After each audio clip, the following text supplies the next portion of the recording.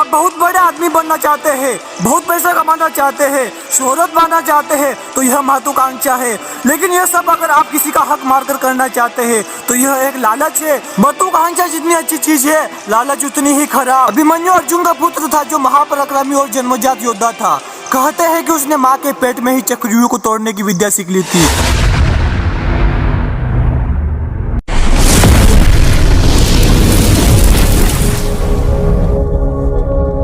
यह सवाल अक्सर उठता है कि हमारे पौराणिक इतिहास को जानना क्यों जरूरी है।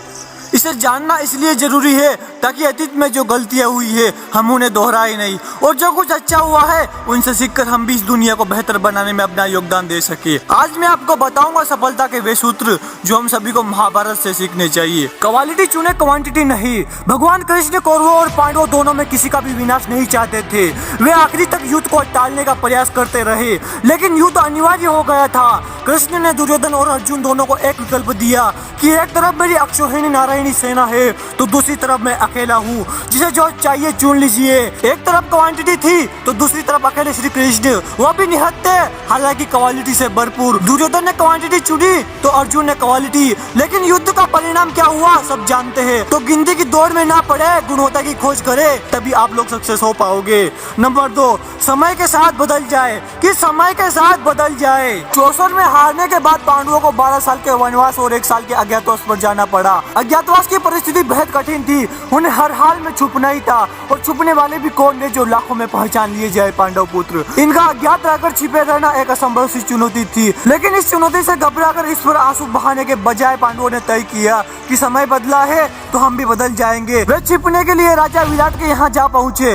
वीर पुरुष अर्जुन भ्रातला का रूप धार कर राजा की बेटी उत्तरा को नृत्य सिखाने लगे। युधिष्ठिर जो खुद चौसर में हार गए थे वे राजा विराट को चौसर सिखाने लगे। इसी बहाने उनको महल में रहने की अनुमति मिल गई। भीम जिनका भोजन सैकड़ों रसोइया मिलकर बनाते थे वे खुद रसोइया बन गए, और द्रौपदी जिनके आगे पीछे दासियों की सेना चलती थी वह समय दासी बनकर रानी सुदर्शना की सेवा करने लगी। कि उन्होंने यही सोचा कि जब आंधी गुजर जाएगी फिर जौहर दिखाएंगे, कि जब आंधी गुजर जाएगी फिर जौहर दिखाएंगे।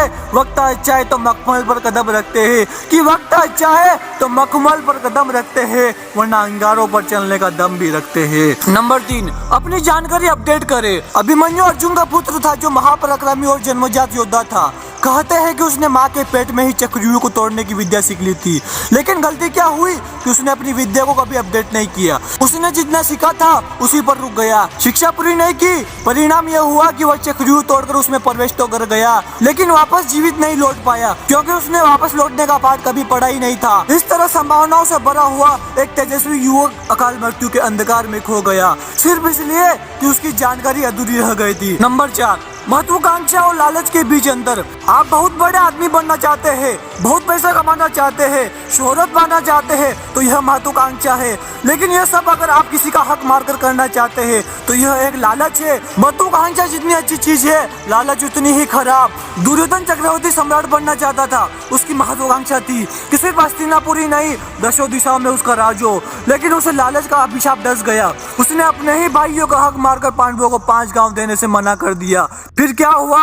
हस्तिनापुर का वह राजा जो कभी जमीन पर पैर नहीं रखता था, कुरुक्षेत्र की धूल में लौटते हुए मारा गया। दोस्तों, वीडियो में बताई गई ये 4 बातें आपने जान ली तो दुनिया की कोई भी ताकत आपको सक्सेस होने से नहीं रोक पाएगी। जय हिंद, जय भारत।